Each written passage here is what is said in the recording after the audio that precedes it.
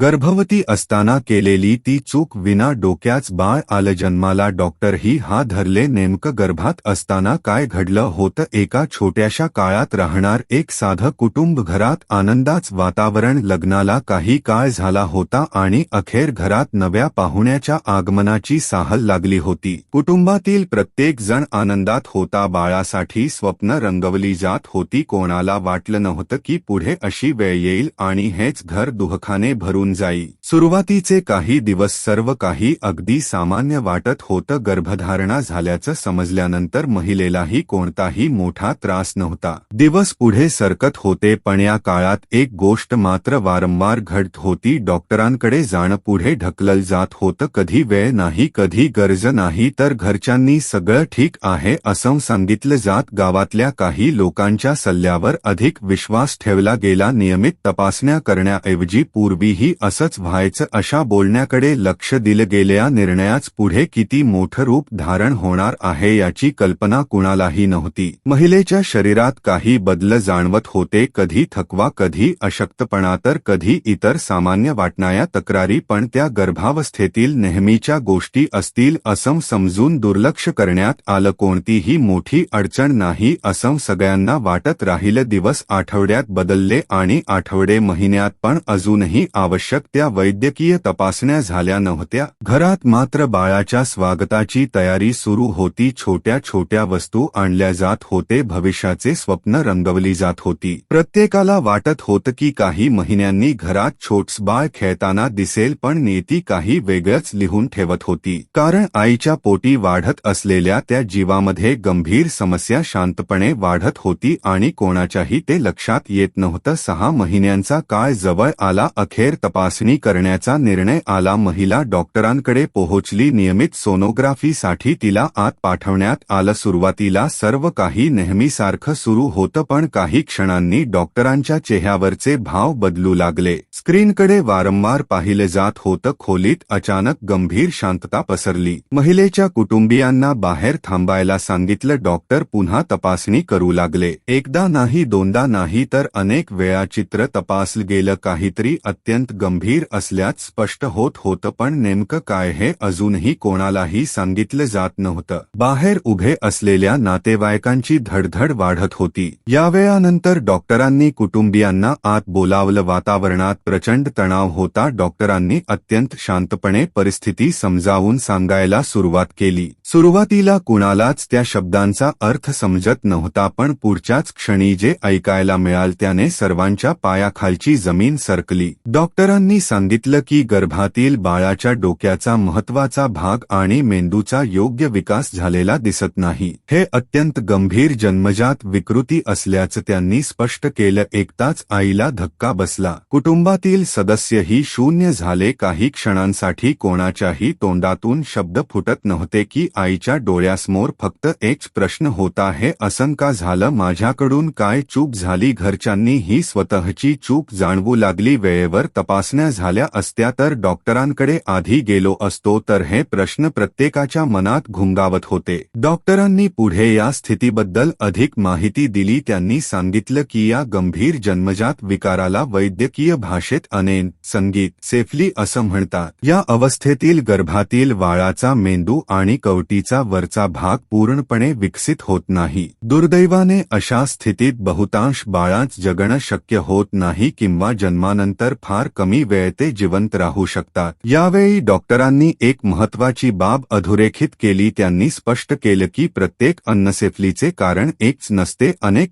कारणांचा एकत्रित परिणाम असू शकतो। मात्र गर्भधारणेच्या सुरुवातीच्या काळात फॉलिक ऍसिडची कमतरता हा त्यातील एक महत्त्वाचा जोखीम घटक मानला जातो। म्हणूनच सुरुवातीपासून योग्य वैद्यकीय मार्गदर्शन आवश्यक असतं। कुटुंबाला आता स्वतःच्या निर्णयांची आठवण होऊ लागली। डॉक्टरांकडे जाणं पुढे ढकलणं, नियमित तपासण्या टाळणं आणि आवश्यक औषधांकडे दुर्लक्ष करणं किती महागात पडलं याची जाणीव त्यांना होत होती। मात्र त्या टप्प्यावर परिस्थिती बदलणं शक्य नव्हतं। डॉक्टरांनी सांगितलं की गर्भधारणा झाल्यानंतर सुरुवातीच्या आठवड्यामध्ये फॉलिक ऍसिड घेण्याचा सल्ला दिला जातो, कारण त्याचा संबंध बाळाच्या मेंदू आणि पाठीच्या कण्याच्या सुरुवातीच्या विकासाशी असतो। त्यामुळे डॉक्टरांचा सल्ला न घेता औषधं बंद करणं किंवा तपासणी तपासण्या टाळणं धोकादायक ठरू शकतं. तज्ज्ञांनी आणखी एक महत्त्वाची गोष्ट सांगितली, गर्भावस्थेतील वेळेवर होणाऱ्या सोनोग्राफी आणि इतर तपासण्या केवळ औपचारिकता नसतात, त्या बाळाचा विकास योग्य प्रकारे होत आहे का याची माहिती देतात. त्यामुळे कोणतीही तपासणी विनाकारण टाळू नये. या घटनेनंतर त्या कुटुंबाने स्वतःची चूक मान्य केली. त्यांनी इतरांनाही एक संदेश दिला, गर्भधारणे दरम्यान कोणत्याही अफवांवर किंवा घरगुती सल्ल्यांवर अवलंबून राहू नका. प्रत्येक निर्णय डॉक्टरांच्या मार्गदर्शनाखालीच घ्या. आजही ही घटना अनेकांना विचार करायला भाग पाडते, कारण सुरुवातीला सर्व काही सामान्य वाटत असतानाही गर्भात गंभीर समस्या निर्माण होऊ शकते. म्हणूनच प्रत्येक तपासणी, प्रत्येक औषध आणि प्रत्येक वैद्यकीय सल्ला महत्त्वाचा असतो. लक्षात ठेवा, प्रत्येक गर्भधारणा वेगळी असते. संगीत, एका व्यक्तीचा अनुभव दुसऱ्याला लागूच होईल असं नाही. त्यामुळे इंटरनेट, नातेवाईक किंवा शेजाऱ्यांच्या सल्ल्यापेक्षा आपल्या स्त्रीरोग तज्ज्ञांचा सल्ला नेहमी प्राधान्याने घ्यावा. ही घटना भीती निर्माण करण्यासाठी नाही, तर जागरूकता वाढवण्यासाठी आहे. वेळेवर डॉक्टरांकडे जाणं, फॉलिक ॲसिडसह आवश्यक औषध डॉक्टरांच्या सल्ल्याने घेणं, संतुलित आहार आणि नियमित तपासण्या करणं यामुळे अनेक गंभीर जोखीम कमी करता येऊ शकतात. एका छोट्याशा दुर्लक्षामुळे एका कुटुंबाचं आयुष्य कायमच बदलून गेलं. त्यामुळे प्रत्येक होणाऱ्या आई वडिलांनी हा धडा लक्षात ठेवावा.